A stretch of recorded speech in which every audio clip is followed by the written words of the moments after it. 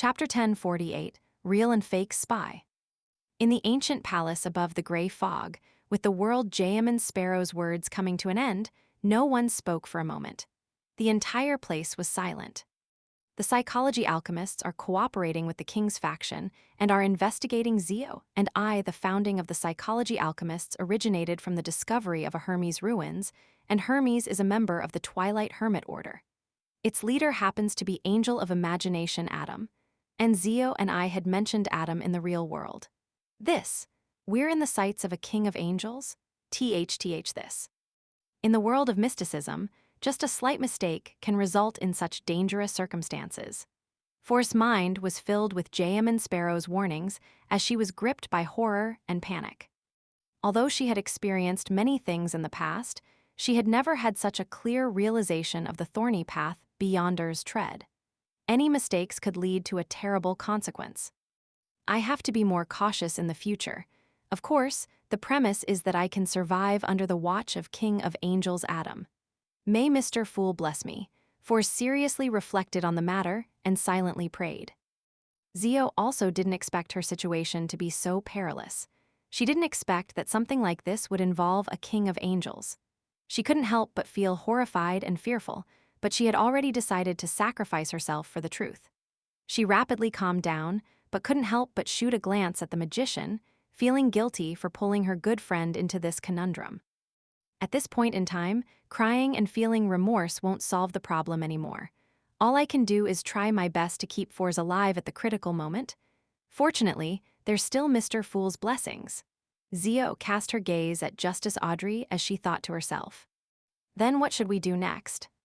She had mixed feelings towards Miss Justice's recommendation.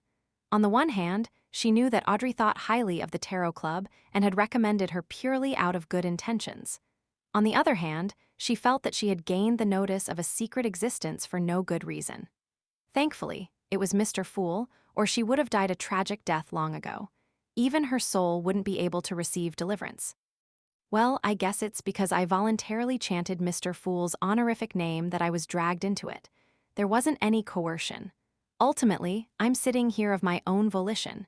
It has nothing to do with Miss Justice. Also, if it weren't for her recommendation, I might never have such an opportunity to grow stronger to seek out the truth.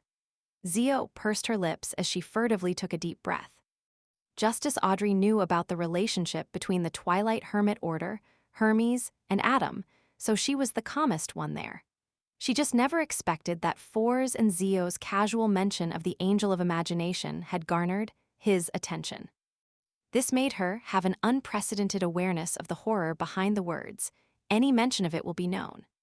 After some deliberation, Audrey looked at the world Jayaman Sparrow and tried to interpret his words.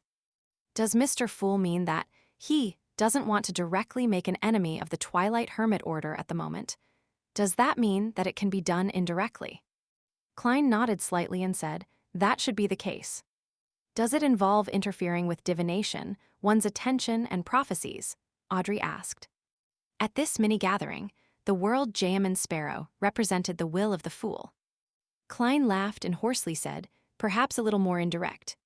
He answered vaguely, because the fool hadn't thought of what to do either. Their conversation seemed to inspire Alger. He looked at Justice, the magician, and Judgment, one after another. Which of you is a believer of the Evernight goddess? He was almost certain that at least one of the three ladies believed in the Evernight goddess. After all, among the people of Lone and the residents of Backland, the standards for women, and those who had been educated, these filtered out most of the believers of other deities. I am, Zio said without hiding anything. Audrey raised her hand slightly. Seeing this, Alger nodded slightly. We can try to mislead someone and make it seem like the Church of Evernight did something against H. Vin Rambus, not the Tarot Club. As he said this, Alger skillfully changed the pronoun he used to refer to the group. He was only invited to be a consultant and wouldn't actually be involved in the matter. He should have said, you should do this and that, but he had chosen to use we. Pushing the blame to the Church of Evernight, this line of thought seems really familiar. Klein, in his The World Jayaman Sparrow's manifestation, suddenly found it amusing. Then how should the misdirection be done? Audrey's eyes shifted slightly as she hurriedly asked. Alger looked around and said, H. Finn Rambus only hypnotized you to not seek blessings and sit in key spots at the Church of Evernights Mass where you can be cleansed to a certain degree. But he didn't ask you to avoid the Church of Evernights Archbishop. You can use this to create an opportunity. Meet the Archbishop. Of course, there's no need to say anything. This way, when H. Finn Rambus dies or vanishes, the psychology alchemists will most probably suspect that the Church of Evemite had detected something wrong with you and had set up a trap. Without waiting for Miss Justice to respond, he looked at Zio. After you're hypnotized, but before you leave Backland, head to the nearest church of the Evernight Goddess and pray seriously. Act like a spy sent by the Church of Evernight to infiltrate the Tarot Club. This will misdirect the psychology alchemists into believing that the matters pertaining to H. Finn Rambus were done by the Tarot Club, but was in fact a smokescreen. The true mastermind behind all of this is the Church of Evemite. Acting like a spy in the Tarot Club that was sent by the Church of Evernight, well, Klein felt a little guilty. He was a genuine Blessed of Evernight. And Leonard was a genuine Red Glove. It should be said that the Tarot Club's convener and host, Mr. Fool, also draws the crimson moon on his chest. Klein muttered in amusement and helplessness. As a result, he was also rather inspired. This can only fool typical Beyonders.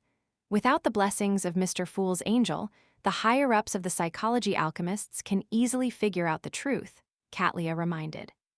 The Hanged Man replied, So, the main point is that we should be indirectly blessed by Mr. Fool. Otherwise, would it be impossible for us to deceive the Spectator Pathway's King of Angels, Adam? Also, Miss Magician and Miss Judgment, when you pray at the Cathedral of the Evernight Goddess, it's best if you pray to Mr. Fool and get his help in extricating yourself from the hypnosis and not immediately leave Backland. Under such circumstances, Backland is safer than anywhere else. All right, Zio replied seriously. Seeing that the discussion had reached this point, Audrey and the others all looked towards the world Jayaman Sparrow, awaiting his response. Klein's thoughts had already taken shape.